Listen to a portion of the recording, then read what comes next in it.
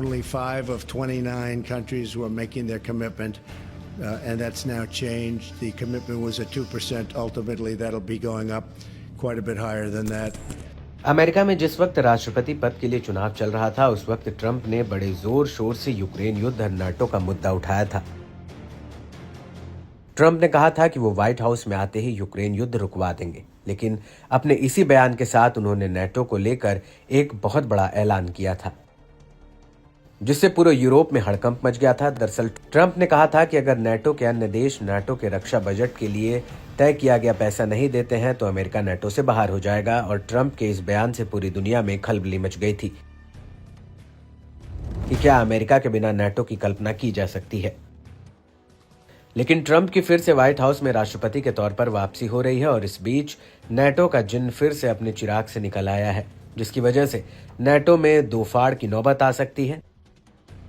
दरअसल ट्रंप ने white house में आने से पहले ही नाटो देशों से कहा कि वो अपनी जीडीपी का कुल 5% पैसा नाटो रक्षा बजट में डालें। Well, I think NATO should have 5%. Yeah.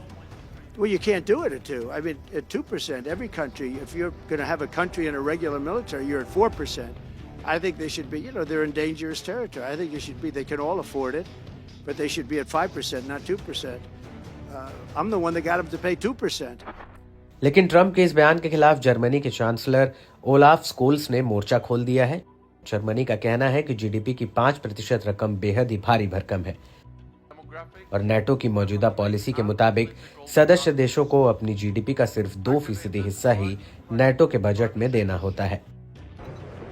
अपने इसी बयान में जर्मनी के चांसलर का कहना है कि यूरोप की सबसे बड़ी अर्थव्यवस्था और उसकी जीडीपी का 5% करीब 200 अरब यूरो यानी 206 अरब डॉलर सालाना होगा, जबकि जर्मनी का संघीय बजट 490 अरब डॉलर का है। जर्मनी का कहना है कि ट्रंप की मांग को पूरा करने के लिए जर्मनी को या तो 150 अरब यूरो बचाने पड़ेंगे या फिर अतिरिक्त कर्ज के रूप में लेने पड़ेंगे। इसलिए मैं कहता हूं कि हमें उस रास्ते पर चलना चाहिए जिस पर काफी पहले सहमति बनी थी। हालांकि जर्मनी के इस बयान के बीच कई यूरोपीय देशों ने ट्रंप की इस मांग पर हामी भरी है, जबकि कई यूरोपीय देश इस टारगेट के खिलाफ है। लेकिन बड़ी बात यह है कि यूरोपीय देश मौजूदा टारगेट 2% को भी पूरा नहीं कर पा रहे हैं। फ्रांस जैसा देश अपना रक्षा बजट बढ़ाने के लिए संघर्ष कर रहा है, जबकि यूके के पास 2.5% के टारगेट को पूरा करने के लिए कोई डेडलाइन ही नहीं है। वहीं क्रीज रिपब्लिक ने इस हफ्ते हाल ही में ऐलान किया था कि वो अपना रक्षा बजट नाटो में 2% तक पूरा कर पाएगा। इस सब के बीच बड़ा सवाल ये उठता है कि आखिर नाटो में कौन कितना पैसा देता है। तो आपको बता दें कि इसको लेकर न्यूज एजेंसी अल जजीरा ने अपनी एक रिपोर्ट में बताया है कि नाटो में अमेरिका इकलौता ऐसा देश है जो सबसे ज्यादा पैसे देता है। अमेरिका नाटो के 2/3 देशों के बराबर नाटो के बजट के करीब 967 अरब डॉलर का पैसा देता है।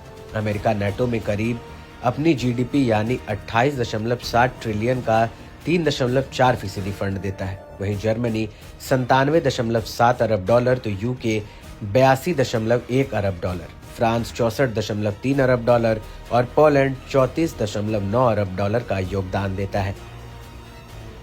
इस सब के बीच आपको ये भी बता दें कि ट्रंप बार बार नाटो को लेकर ऐसी बयानबाजी कर रहे हैं जिससे नाटो के दूसरे देश चिंता में आ गए हैं, और तो और ट्रंप नाटो को भंग करने तक की धमकी दे चुके हैं।